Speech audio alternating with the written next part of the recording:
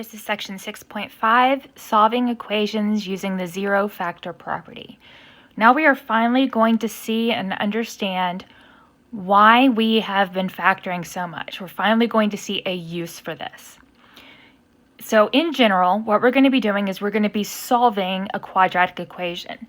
Notice that we have the equal sign in here, and the directions are going to say solve. Everything we have done up until now, we have not had an equation, so because we haven't had an equal sign, we've had an expression that we've been asked to factor. If you're asked to factor, you will not get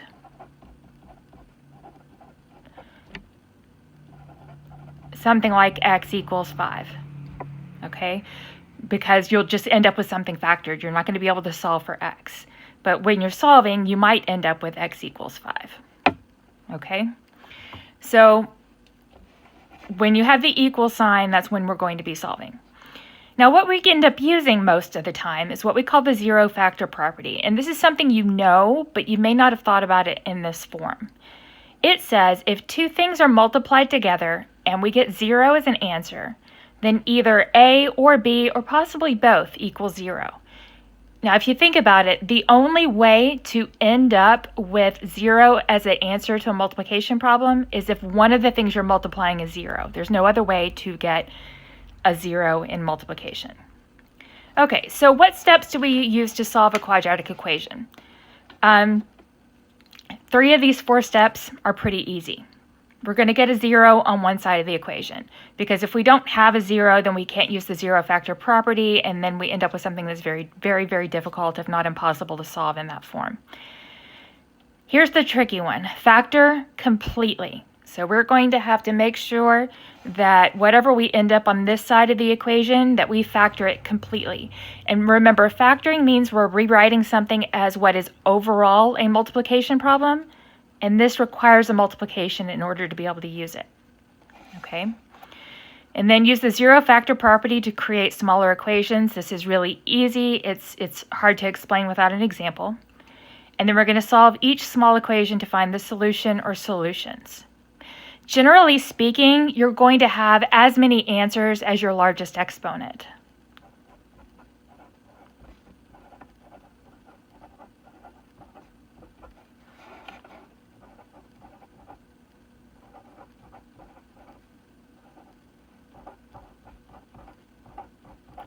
The number of answers is going to equal the degree of the polynomial. And remember, degree is the largest exponent that appears if everything is multiplied out. Okay? Now, you might end up with a repeated answer, and when it comes to this property, we count them twice. You'll see an example like that. Okay, so let's look at this. X squared plus x minus 12 is equal to 0. Okay, my largest exponent is a 2. I expect that I will probably get 2 answers. Our first step in solving one of these is to get a 0 on one side, and we have that already. Our next step is to factor this as much as possible. So remember your little factoring guide here. Okay, first step is to look for a GCF, and we do not have one. And then we have 3 terms. Do we have perfect squares on the ends? No, 12 is not a perfect square. So we're going to use the methods in 6.2. In 6.2, we look to see if our first number is 1 or if it is something else. This is 1, so that means we have the easier kind of multiplication. We are going to be looking for easier kind of factoring. Sorry, I misspoke. We're going to be looking for 2 numbers that multiply to a negative 12 and add to a positive 1. Things that multiply to 12 would be 1 and 12, 2 and 6, 3 and 4. I'm multiplying to a negative, so that means one of these is a negative. We're adding to a positive number, so that means one of the smaller ones is negative. Which one can I get a 1 out of? The negative 3 and positive 4. So that means we can rewrite this as x minus 3 times x plus 4 equals 0. Okay, so that's really the difficult step, is getting it factored. Now we're going to use the zero-factor property to create smaller equations. This says if we have two things multiplied together equal to 0, then the first thing multiplied or the second thing multiplied is a 0. And by the way, this extends if you have 4 things multiplied out, 100 things multiplied. As long as it's all multiplication, one of the things you're multiplying has to be a 0. So this expands to larger than just 2 things multiplied. What we have here is we have 2 things multiplied. They're more complicated than A and B, but still you have 2 things multiplied equal to 0. And by that zero-factor property, that means either the first one is equal to 0 or the second one is equal to 0. So that's the zero-factor property. You take each factor and set it equal to 0. And now we just need to solve these. From here, I need to add 3 to both sides, which gives me x equals 3. Or if I subtract 4 from both sides, I get x equals a negative 4. Now, you should be able to check both of these, and you should see that it's true. Let's see, 3 squared would be 9. 9 plus 3 is 12. 12 minus 12 is 0. Negative 4, the whole thing squared, would be 16. 16 plus a negative 4 would be 12. 12 minus 12 is 0. They both check out, okay? Now, when we have more than one answer, we generally write our answers as a set, which means we write it in squiggly brackets. These are called braces, and you just list your answers. It does not matter what order you write these in, but since so many of the things we do work with, they have to be in numerical order, I say just put them in numerical order so you don't have to keep this one separate in your head from the other things. Okay? All right, so let's try working. 12x squared plus 4x is equal to 5. Our first step is to get a 0. Okay? So I'm going to move something to one side or the other. Something else you need to be aware of is that it's always easier to multiply if your first number is positive. So when we go to get our 0, it's generally better to try to create a positive number in front of our square than it is necessarily to just go the easy way with getting a 0.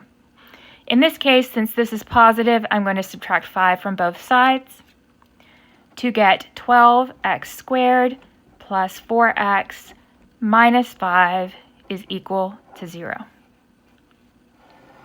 Okay, so now I need to get this factored. I do not have a GCF. I do not have perfect squares on the ends.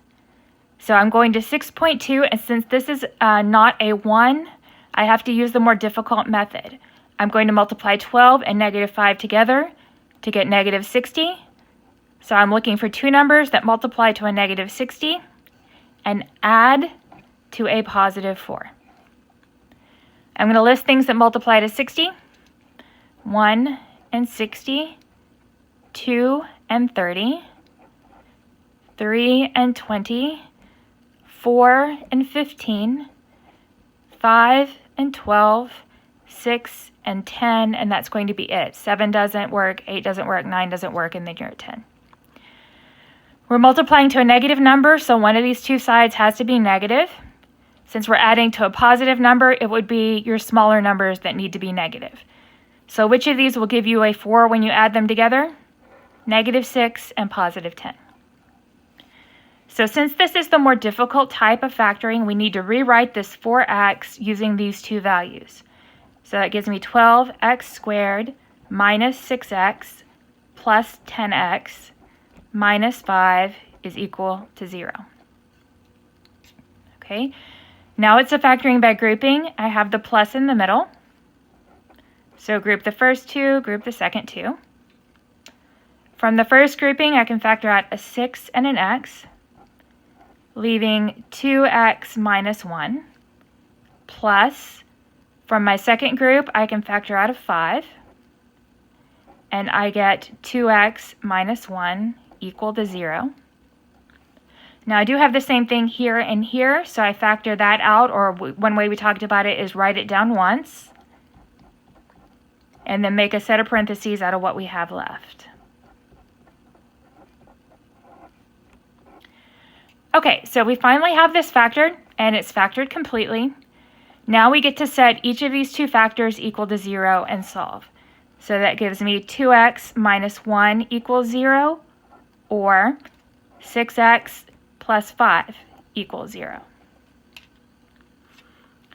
So to solve this one, I'm going to add 1 to both sides to get 2x equals 1. Divide both sides by a 2, and we get x is equal to 1/2.